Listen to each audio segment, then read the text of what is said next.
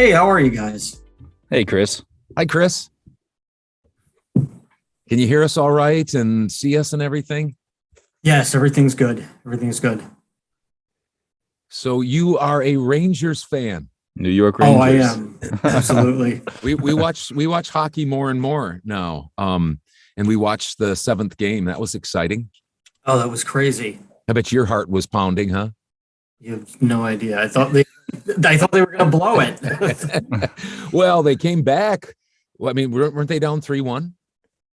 No, that might have been the was- was that the Maple Leaves or Oh, okay. Yeah, or I the think so. Lightning? Yeah, it was about. Yeah, it was. Yeah, it was like 2-3, and then they started to lag a little bit because I don't know. I guess they're playing like there were 2 minutes left in the game, and Mhm. they had like half a period left. He just needed to slow down, and then like Zibanejad just like came in and he just kind of like he got their momentum back, and then after that it was pretty smooth. Yeah. Yeah. Well, and now who do they play? Another it's going to be Carolina. Okay. I suppose, Hudson, we don't want to take too much time talking about the New York Rangers as much as Chris might like to. We probably should talk about voiceover too. Yeah, I probably wouldn't mind talking about it either, but probably to get to things that are a little bit more important right now. Yeah. So. Well, I mean, it is a voiceover podcast, so might as well. Yeah, it Yeah, is mostly. Although it's Maybe- fun to get to know people and what they like and what their life is like and stuff. Where do you live, Chris? I live in Brooklyn. New York. Nice. Born and raised, one of the few originals left, I'd say. Now, those of us who haven't been to the East Coast, we can have stereotypical ideas. I just talked to a woman from Long Island, and she had no noticeable Eastern accent at all, and you don't seem to either. No, it comes out if I'm annoyed or if I've been drinking. Otherwise, Oh, okay. otherwise, it tends to stay a little undetectable. Yeah.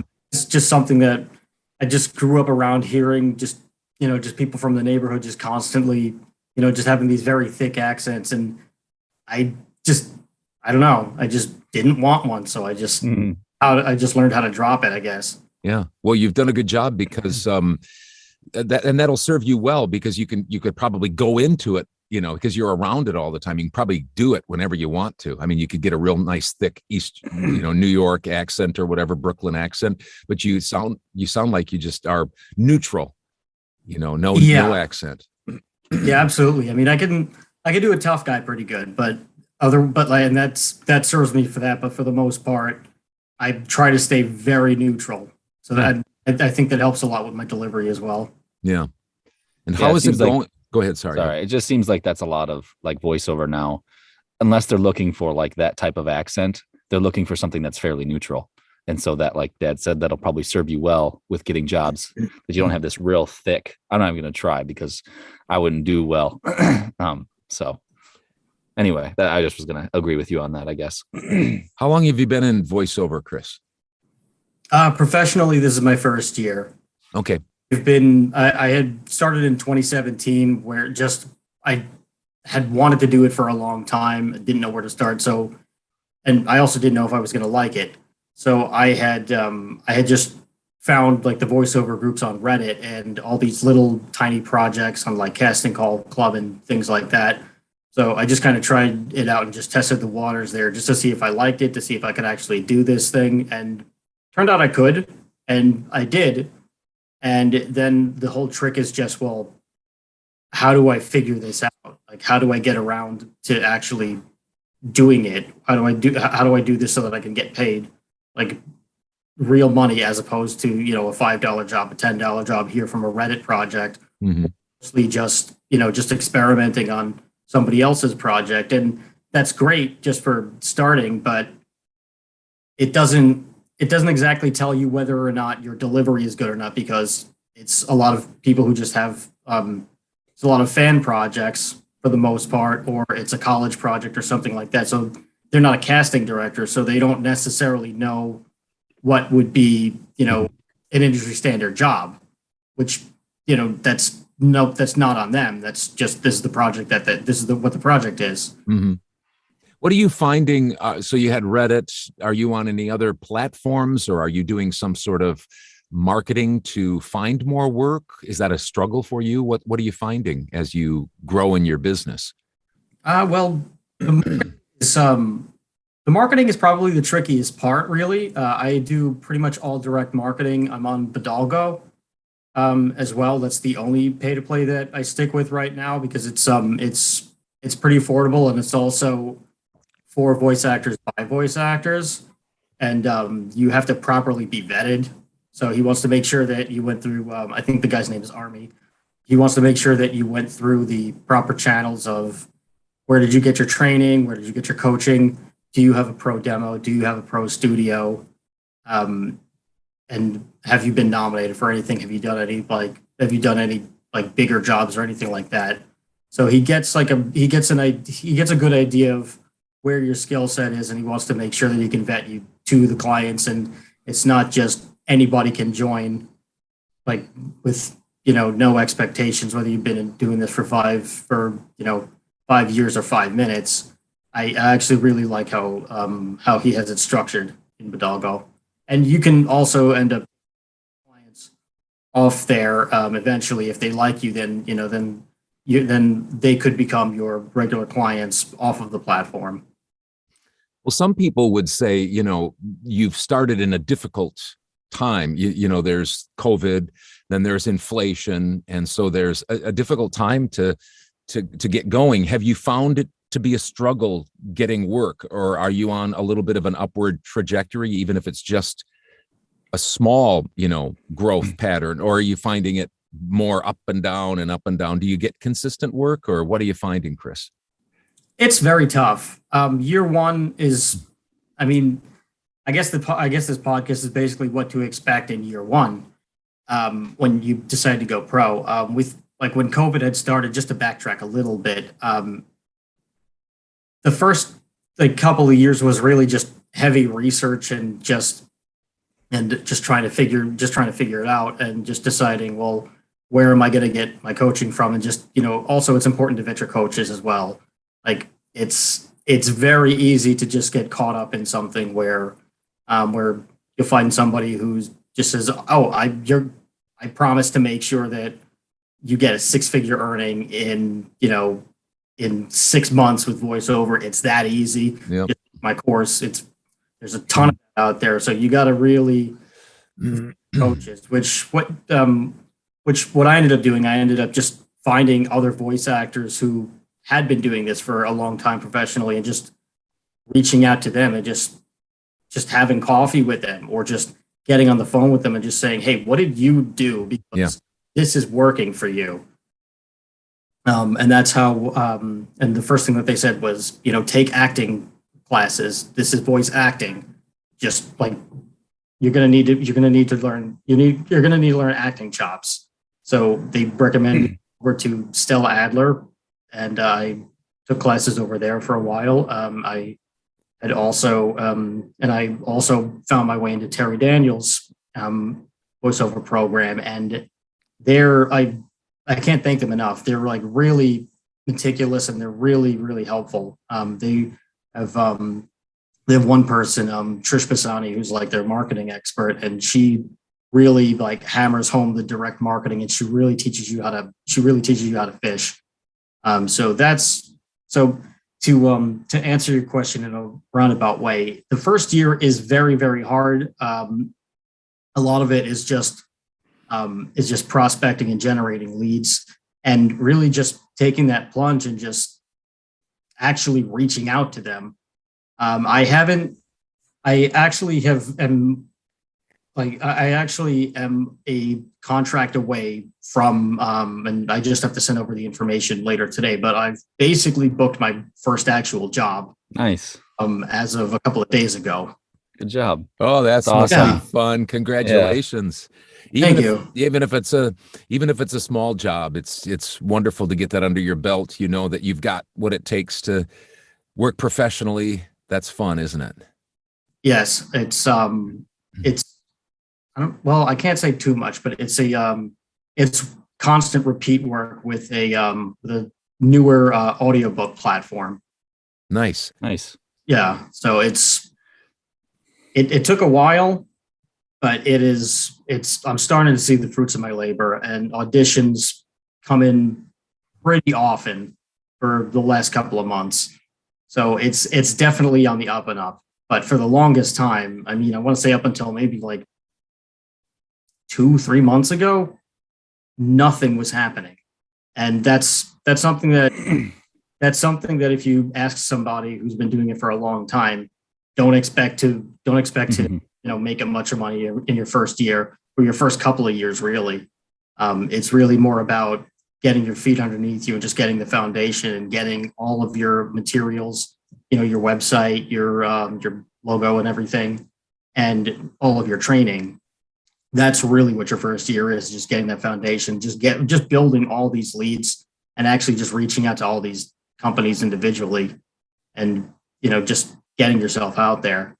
And then slowly they will come to you. The thing that but it is an uphill battle, and it's always going to be, and that's totally fine. But over time, it gets a little bit easier because you, as something that you say in some of your Todd's tips, you got to put a lot of fishing poles out there.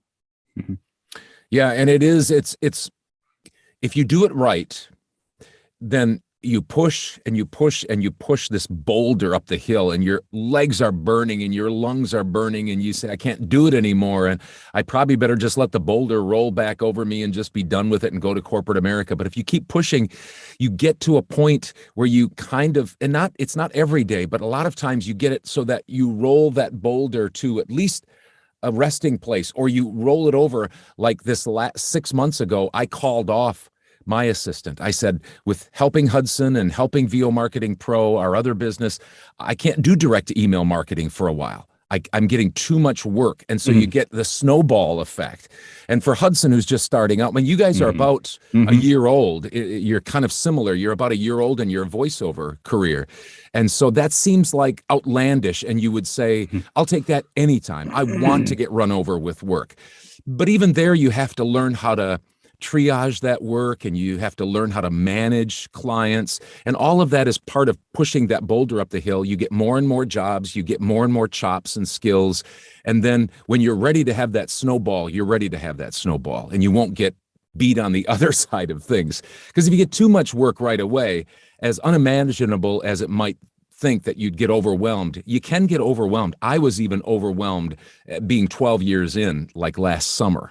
So it's just, you have to kind of put in your time. And that, I know that's overstated, but it's true. And there's a lot of, like it is still, 90% of small businesses go out of business in the first 5 years. Why? Because they don't have the attitude that you have. That is, I'm probably not going to make a lot of money, if any, the first year. I just got to plant seeds. I got to fish. And eventually you get better at fishing, and you get more contacts out there, and you start reeling in some, like you did just hopefully yesterday, or with this contract. So good for you. Good for you. Yeah, that's awesome. Yeah, and thank you. And there's a ton of just warm responses that I have. I think I have about 60 folks that are prospects. So my trouble is nurturing. I'm not great at, like, once somebody says, oh, great demo, we'll put you on our roster, or, oh yeah, can you audition for this? And it kind of goes cold for me there. And I don't know exactly I don't really know the best way of really touching base with them every couple of months or anything, because I don't really know what to say, and I don't want to just nag them and just say, oh, hi, do you have work for me? That makes no sense, and that's going to bother them. It's going to annoy them, and then it's just going to be one of those things where it's like, no, if I had work for you, I would have work for you. Like, it's trying to figure out, how do I generate value for somebody when I give them something? Well, I'm not reach out to them at all. Let me just help you a little bit with that second point, in that most of the time, even though they might say they like your voice, they might say they'll keep you in mind, a lot of times they forget you. They put you in a folder along with all the others. And I'm not saying maybe all of your contacts, all 60 are just like, nope, we remember Chris, but they don't remember me. So I just get back in front of them. And sometimes they say after my 5th or 6th reach out, they say, oh, good to hear from you. Like I'm a new person. And I've talked to them 6 different times. And so just remembering that they'll tell you, I mean, don't go overboard. Don't go overboard. Some people say, every 6 weeks. I have a tendency to do like every 3 months. If you do every 2 to 3 months, they'll tell you if they say, hey, Chris, we've got you in mind. And I've had people tell me that before. I don't like to bug people, but a lot of them thank me. Oh, hey, thanks for staying in contact. It's nice to hear from you again. And if you couch it in, hey, I've got you don't just say the same thing. You might say, hey, I've got a new demo, or I worked on this project. Can you check this out? Or maybe just some what's called water cooler type templates. That is, it's summer. And I hope you're enjoying the warmer weather and the longer days. I'm looking forward to barbecues and da-da-da-da. Thanks a lot. Maybe you don't even say, keep me in mind. Maybe you just get in front of them with a real soft sell type thing. So there are ways to communicate in an honest way, not a scammy type way, without bugging them. So I just encourage you to think that through a little bit with maybe not all of them, even though they said, hey, we'll keep you in mind. A lot of them, at least it's been my experience over almost 13 years, that a lot of them don't remember you. And they prove that when they say, hey, thanks for reaching out. We'll put you on our list. I'm already on your list. You've told me that the last 3 times. You know what I mean? Does that make sense or not? It does. It does.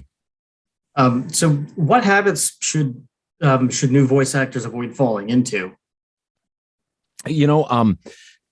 Just in all transparency, we asked Chris to provide some of these questions, and the questions you asked were great. They're questions that you've definitely thought about some of these things, and I appreciate you asking some of these questions. And I jotted some notes down, so I'm going to refer to my notes, and maybe we can get through some of these and either schedule another time or talk off of the podcast. But you asked, what habits should new voice actors avoid falling into? I just put a few, and these they're not real technical. They're not so much the acting side of things, or even specific marketing, or what kind of microphone.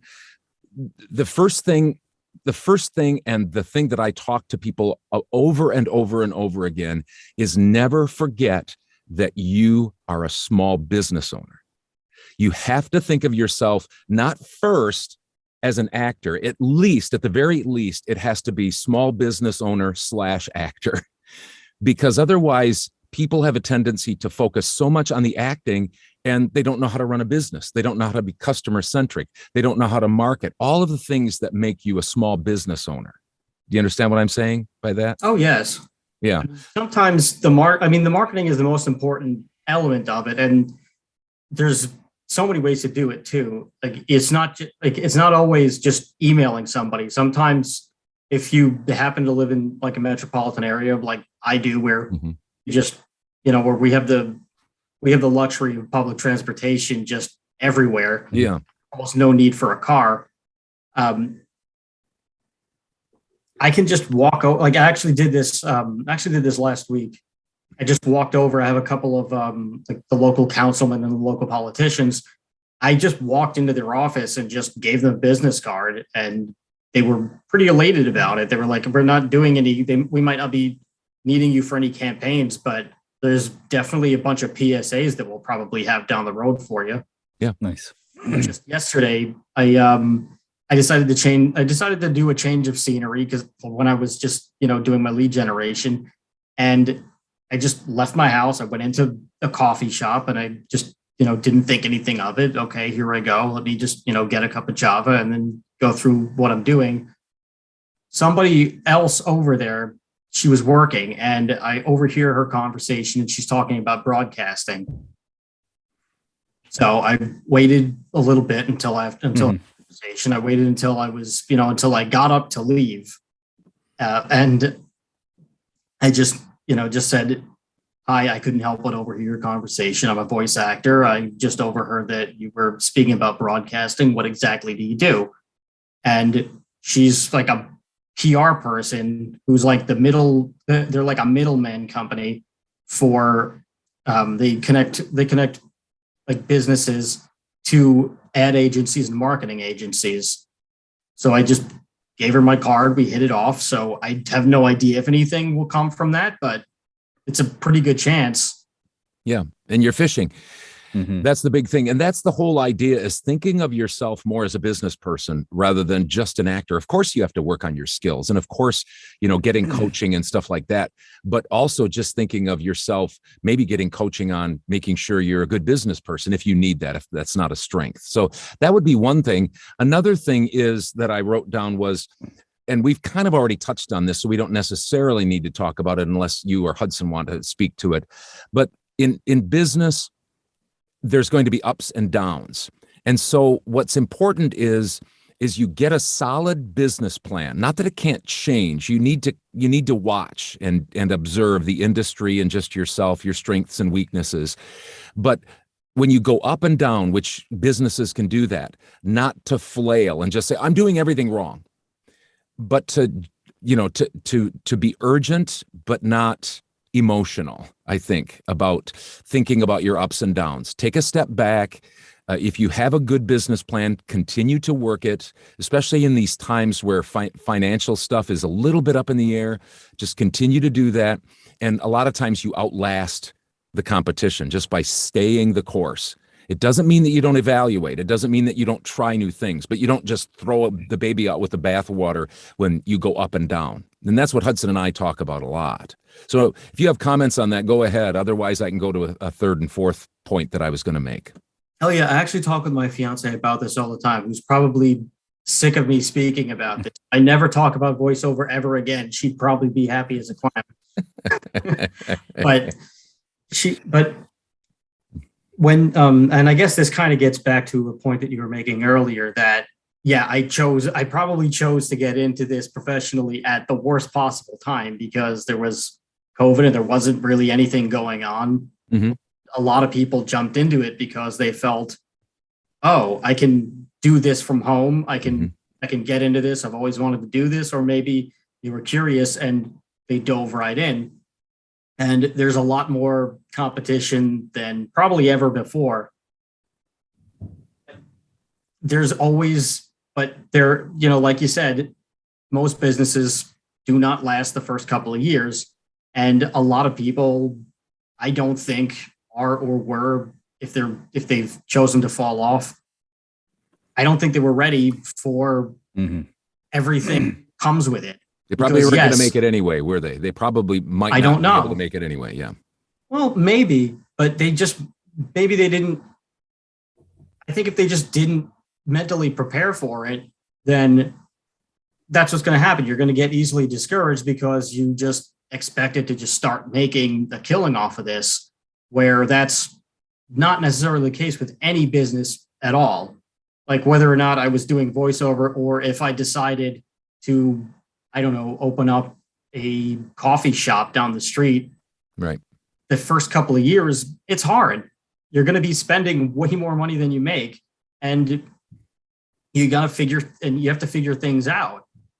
And if you're not already prepared to do that from the get-go, then it's going to be that much harder, because, a couple of months in, you're going to just say, well, this isn't working, I'm done. Or maybe you'll stick it out a little bit longer and you'll try it for a little while. And then, if it's not panning out, you just, oh, okay, that's it. It didn't work for me. It's not meant to be, or whatever it is. But the trick is, once you stick it out, I think, it's just persistence of time, really. Mm-hmm. I think that's the thing that I have to remember, and all this stuff Dad talks to me about, because I go through some of the same, worries and stuff like that. Like, oh, I was doing really well on Fiverr, then all of a sudden it goes down. It's like, oh, I'm, what do I do now? Do I change something on all these things can come into your head, at least they can with me. But just remembering to keep doing what I'm doing, because it's a good business plan. It's fairly the same as my dad's. So he's done it. Not that we have the same voice or anything like that, but if I stay in it and I outlast the competition, I will probably succeed to some degree. So just continuing to see the path ahead of me and stay on that and not getting off. So that's always a good reminder for me as well. Oh, exactly. I mean, and I get freaked out about this too. It's like, I just have to remember in the back of my mind, this is going to take time. It's like, it's not supposed to happen right away. If it's like, I'm saying it doesn't happen for people. Some people get really lucky right out of the gate and they never have to worry about it. But we're not all Don LaFontaine. We all don't have Don LaFontaine voices. Right. Some people, a lot of people who come from sales tend to have an easier time with this, I've noticed. And that's just because they're already used to that form of a grind. But for most of us, we don't. Most of us, we're not salespeople. Like I have a journalism background, and I recently, around the same time as I decided to get into this, I made a conscious decision that for my survival job, for my corporate survival job, I was going to go into marketing so that I could learn more about how to do this, so I could use that in both my professional, I guess in both of my professional worlds, so that I could just learn a couple of tricks here and there. Now I don't do email marketing as like my regular like marketing job. That's I do more of the content side, which means I probably should be blogging a lot more. But it's just I just decided to make the conscious decision that if I'm going to do this, I have to learn how to do that. So I might as well be getting paid for one so that I can work on the other at the same time. Yeah, smart. And another thing is, and I know that I'm older, and so social media is maybe not as attractive, and it's maybe not my thing as much. I know that you have to use social media, but what I see, another thing that I think new people should avoid is use social media as a servant, but don't let it master you, because it seems like some people are just out on social media and I'm going, that's great if it's getting you somewhere. But if it's just out there just talking, and if it's some sort of supplying some sort of a need, you're getting information, you're sharing information, that's great. But just be careful that it doesn't become your master, and things that you ought to be doing, like marketing, it's not sucking. It can be a time sucker. And so I think I see people like that regularly out on social media. And that might be something, maybe I should turn off my camera and you two talk about that, because you're closer to the same age and you might have more opinions that no, social media is where you connect and it's the new thing and stuff like that. But I do see people, it seems like they kind of can get off track a little bit and not use social media for something that's building their business, if they're thinking about their business. What do you think about that, guys? Well, I actually try to not use it that much. I don't like it. I see a lot of it as a time suck, and there you go. It's very easy to get distracted on this platform. Mm-hmm. If you want to use it for your business, there's definitely there's a right and wrong way to do it. Like my fiance loves TikTok. I cannot see TikTok. You will never ever see me on a TikTok or making one. Same here. Anything like that. But there's a place for LinkedIn. Yeah, right.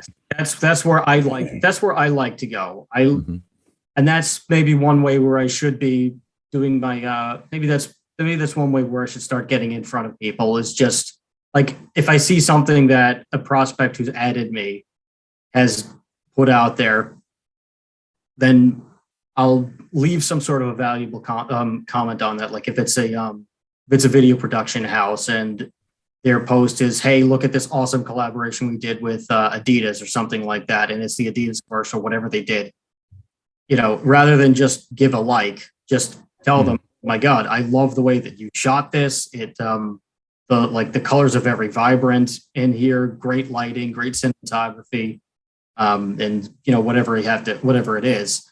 Just trying to provide value for them is really the key. And then they'll remember, oh, hey, that guy cares about what we do. So that's one avenue where you can use it. But I try not to do any other forms of social media. Facebook is nice to just, every once in a while, if there's somebody else has their business on there, yeah, it's all right to comment on their stuff too. But it's really just trying to figure out how to use it. Like you said, just to try to not become a servant and try to master it. Like Instagram, I guess I don't really use it too much, but I guess a way to go about that would be, let's just say, well, I like this. I like this coffee company called the Rootless. It's the Rootless Coffee Company, right? I think their coffee's pretty good, which it is, and I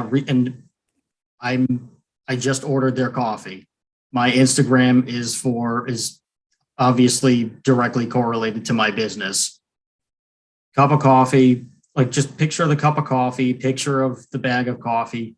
Hey, enjoying my awesome Rootless cup of coffee, tagging them in there, and just, and then there we go. That's maybe their social media person sees that and says, "Oh, we need a voice actor for this," and then that connection could be made that way. But I'm not going to post a picture of my food every time I cook. A little extra, isn't it? Yeah, like yeah.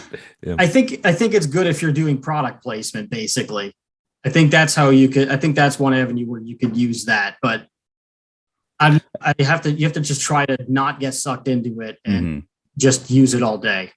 I think also for me, I don't use a lot of social media either. I use Facebook and LinkedIn, and I think those are fine to have when you're getting started, because I think you need ways to connect. But I think you should be, like you've said, Dad, I think you should be focused on first building your business, not building you have to build a brand at some point, but I think getting to a point where you're making money consistently and stuff like that. And then maybe as you get more well-known and stuff like that, maybe some people will want to, see what you're doing in your life. And so it's like, okay, now I use Instagram to show, hey, I'm going to the studio or stuff like that. But I think people they think that, oh, I'm a voice actor, all this glitz and glamour and stuff like that. And so I'm going to show them, oh, I'm in the studio. Here's me doing this. Here's this, instead of, all right, social media is out the door right now. Not that you're not using it, but I'm working here right now to do my job. So I'm going to send out emails, the kind of gritty, get down to business and just kind of, get the work done that you need to, so that you can build,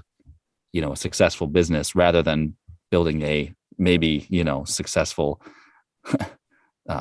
social media platform or whatever. Maybe that comes with it later, but I think a lot of people can get into the trap of, I've got to have a really great, social media following and stuff like that. It's like, well, you first need to have a business before you have that. So, yeah, and if that's part of your business, exactly, if that's part of your business plan and it helps get you where you need to go, then, but I think like Chris said, I think there are people that go overboard on it. I guess that was my point is, and I don't have, don't spend this much amount of time on it, spend this much, but you just have to think through it and make sure it's not being a time suck. Like you said, Chris, I think that's really critical. The last thing about what habits that young actors shouldn't fall into is, I just wrote down, try enough, but don't try too much. I think what happens is whether it's pay to play or Upwork, Fiverr, free things, or getting an agent or social media, I think what people have a tendency to do is they say, well, I'm not getting any work, so I just got to try everything. I hear coaches even talk about get on every platform and fill out everything. And there's no way you can manage that. But what you do is you try to have some specific things that you're going to target and work that and see how that works for you. Sometimes you'll say, well, that's not working, so I'm going to go somewhere else. Like, for instance, when I first started out, there wasn't a Fiverr. All there was direct email marketing, voices.com basically, and ACX doing audiobooks. So I did a lot of audiobooks. Well, when I found out that I could make more money quicker than doing audiobooks, then I started to switch a little bit more to some different things. But I didn't have 20 things that I was working on at the same time, because you'll probably do 20 things poorly then, instead of doing 3 or 4 things well and trying them and, seeing how I fit into that and seeing if that's being successful over a period of time. But I see that a lot where people either just try one thing, and so they've got, a bunch of fishing poles in one pond, or they try one pole in 100 ponds. And it's like, I think there's a balance here. Maybe a few ponds of water or a lake here, and then as many fishing poles as you can get in there. Do you understand what I'm saying? All those analogies, I threw out a lot of analogies, but I hope that was understandable what I was saying about not too much, but not too little either. Trying enough, but not too much. Does that make sense, Chris? Oh, definitely. And that's something that I think that's something that we all, or at least Hudson and myself, have been going through too, where at the beginning you see all these shiny places and you're like, well, I'm not getting any work because I'm new. So let me everywhere, like you said. But then after a point, I mean, and that's different for every person. Everybody's career is drastically different from the next. But you get to a point where you think about it and you're like, do I want to do this? Like where have I gotten the best responses? Where have I found the most people would be interested? Where have I, like, you kind of survey the land a little bit and then you realize, okay, I don't need this platform, so I'm going to get rid of that. Or, oh, I'm spreading myself too thin if I'm just auditioning for this all the time. Or, oh, I'm not getting any work. I'm auditioning like crazy, but everybody answers my direct marketing emails. So why don't I save, X amount of dollars and just put my time into just direct marketing? Which that's something that I did. I had put my eggs in quite a few baskets, and I realized, oh, I shouldn't be doing that. Let me save time. Let me save money. Mm-hmm. Let me only focus on these few areas. And I think that's been helping a lot. I mean, also just, again, just reaching out to other voice actors and just saying, hey, I need help with this. Or like, hey, do you have like 15 minutes to talk? Or, do you have a second? Or, just listening to all the various voiceover podcasts out there. You can just obtain so much free information out there to really help what you could do. And I mean, even, this is something that I've wanted to do for a while, but I haven't gotten around to it just because of like COVID and everything. But as we're opening up, I'll probably start doing this around, like, now that we're getting into the summertime, but just meetup groups, or just finding, various places where people who have other businesses are going.